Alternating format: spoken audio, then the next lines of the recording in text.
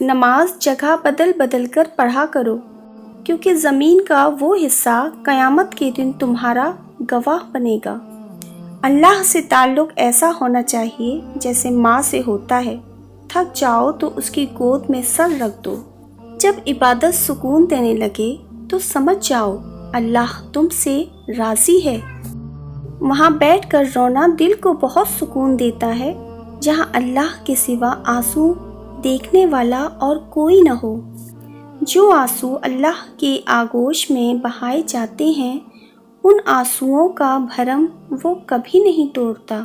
شکر ادا کرتے رہا کرو اس رب کا جو برداشت سے زیادہ دکھ نہیں دیتا مگر اوقات سے زیادہ سکھ ضرور دیتا ہے۔ اللہ ضائع نہیں کرے گا تمہاری دعا اور تمہارا صبر، وہ تمہیں مانگتا دیکھ کر خوش ہوتا ہے۔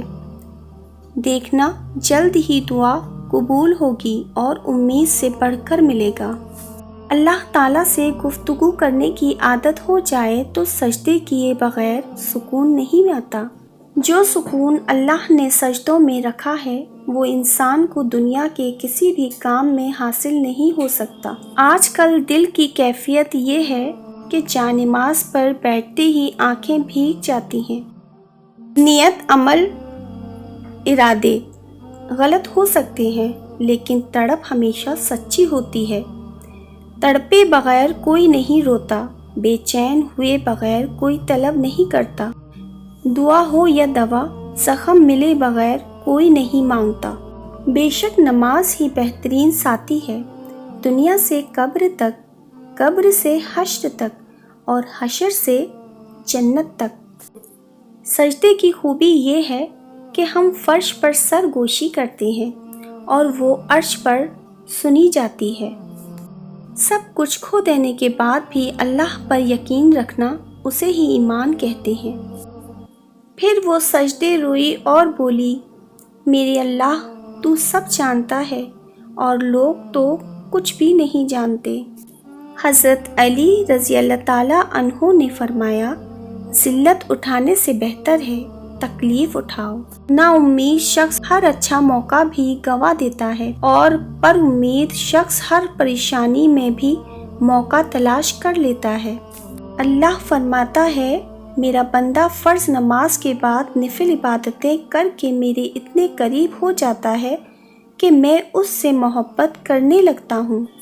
مجھے پرواہ نہیں زمانے کی باتوں کی، مجھے مجھ سے زیادہ کوئی نہیں جانتا۔ اور پھر ایک دن مجھے بھی میری ناکام خواہشوں اور بے نام حسرتوں کے ساتھ سپرد خاک کر دیا جائے گا۔ رب نے اگر نہ دینا ہوتا تو وہ قرآن میں کن فیکن کا ذکر کیوں کرتا؟ یقین رکھو ساری دعائیں قبول ہوں گی انشاءاللہ۔ اور پاکیزہ عورتیں پاکیزہ مردوں کے لیے ہیں اور ناپاک عورتیں ناپاک مردوں کے لیے ہیں۔ اگر اللہ تمہیں وہاں تک نہیں لے کر گیا جہاں تم جانا چاہتے ہو تو یقین رکھو بہتر ہوگی وہ جگہ جہاں وہ تمہیں اپنی مرضی سے لے جائے گا۔ جب تک خدا کی ذات ہے تنہا نہیں ہوں میں۔ جہاں بھی رہو مخلص ہو کے رہو، کیونکہ ہم نے اللہ کو بھی جواب دینا ہے۔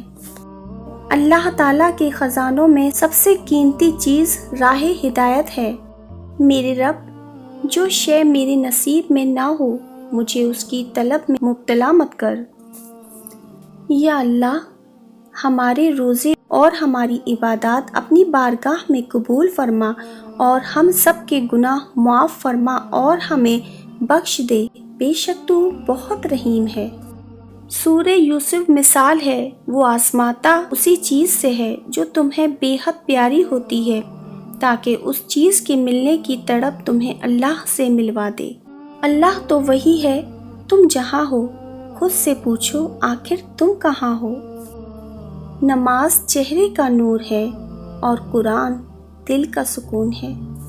تعریف جن کی اللہ کرے انہیں محمد صلی اللہ علیہ وآلہ وسلم کہتے ہیں۔ یقین گہرا ہو تو ہر انشاءاللہ الحمدللہ ہو جاتا ہے۔ عجیب سا ایک سکون ملتا ہے جب اللہ تعالیٰ کے خوف سے استغفار کے آنسو آنکھ سے نکل آتے ہیں، بس وہی دل آباد ہے جس میں اللہ کی یاد ہے۔ اور نماز تو مٹی سے بنے انسان کو سونا بنا دیتی ہے۔